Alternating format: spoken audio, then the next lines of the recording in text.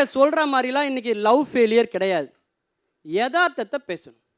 இன்றைக்கெலாம் ஒரு பொண்ணு love failure ஆச்சுன்னா சிம் கார்டை மாற்றிடுறா, பையனாக இருந்தால் இன்பாக்ஸை ஃபுல்லாக டெலீட் பண்ணிடுறான்.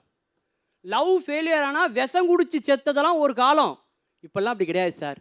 வாட்ஸ்அப்பில் ஸ்டேட்டஸை போட்டு பார்க்குறவனெல்லாம் சாவடிச்சிட்டு இருக்கானுங்க, தெரியுங்களா?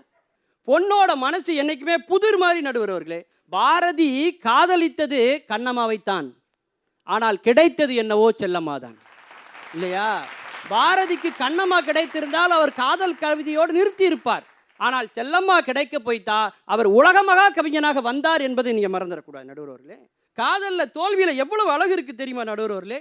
இன்றைக்கி இருக்கிற பொண்ணுங்கள்லாம் எந்த தைரியத்தில் லவ் பண்ணுறாங்கன்னு நினைக்கிறீங்க? பெற்றவங்கலாம் இருக்காங்க, அண்ணன்லாம் இருக்கான், சத்தியமாக பிரித்து வச்சிருவான் அப்படிங்கிற நம்பிக்கையில் தான் பல பேர் லவ்வே பண்ணுறாங்க, தெரியுங்களா? யோசிச்சு பாருங்க. இந்த லவ்வில் கூட ஒன்று பார்த்தீங்கன்னா, இந்த பையன் இருக்கான் பாருங்க, அவன் சொல்லுவான் ஃப்ரெண்டும்பான், ஆனால் அந்த பிள்ளை லவ் பண்ணிட்டு இருப்பான். அந்த பொண்ணு அப்படி கிடையாது. லவ் பண்ணுறேன் கடைசியில் ஃப்ரெண்டுன்ட்டு போயிடும், சரிங்களா? இனிமே பார்த்த முடியாது, ஒருத்தர் பேசிக்கொள்ள முடியாது என்று சொல்லக்கூடிய அந்த தருணத்தில் இருந்து தான் ஒரு ஆணினுடைய காதல் துவங்குகிறது, ஒரு பெண்ணினுடைய காதல் முடிவடைந்து விடுகிறது. நடுவர் அவர்களே, ஒன்று சொல்லட்டுமா? காதலியாக இருந்தாலும் சரி, காசாக இருந்தாலும் சரி, நம்ம கையை விட்டு போனதுக்கப்புறம் தான் அதனுடைய அருமையே நமக்கு தெரியும். இருக்கும்போது அது அருமை தெரியாதுங்க. குழம்பின் சுவையை அகப்பை அறியாது என்று புத்தர் சொன்னாரே, அது மாதிரி பிரிந்த எங்களுக்கு தான் அதனுடைய தெரியும். காதலியாக இருந்தாலும் காசாக இருந்தாலும் பிரிஞ்சாதான் அர்த்தம் தெரியும். சில நேரத்தில் காசோட காதலி போயிடுறதும் உண்டு, சரிங்களா?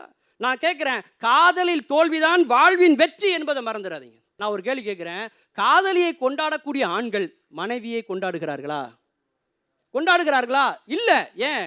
இயற்கையை ரசிக்க முடியும், இயற்கை சீற்றத்தை நம்ம ரசிக்க முடியுமா? யோசிச்சு பாருங்க. இன்னைக்கு காதல் தோல்வியில் தாங்க சந்தோஷம் இருக்கு. ஒவ்வொரு பேருந்து நிலையத்திலும் எத்தனை ஆயிரம் காதல் கதைகளை சுமந்து கொண்டு இருக்கிறது தெரியுமா?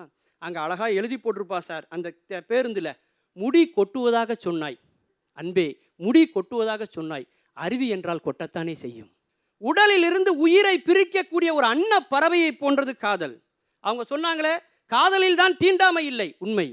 ஆனால் தீண்டுவதுதான் காதலின் முதல் பாடமாகவும் இருக்கிறது என்பதை மறந்து விடாதீர்கள். இவங்கெல்லாம் என்ன பண்ணுறாங்க? காதலில் சக்ஸஸ் ஆகி மேரேஜ் ஆகி முன்னே போனதுக்கப்புறம் பாத்திரம் கழுவிட்டு இருக்காங்க, தெரியுங்களா? நீங்கள் பாத்திரம் கழுவ வேண்டுமா அல்லது கதாபாத்திரமாக வாழ வேண்டுமா என்பதை மனதில் வைத்துக் கொள்ளுங்கள். காதலில் வெற்றி பெறுவதில் இல்லை அழகு, தோல்விதான் அழகு என்பதையே தீர்ப்பாக தர வேண்டும். நன்றி, வணக்கம்.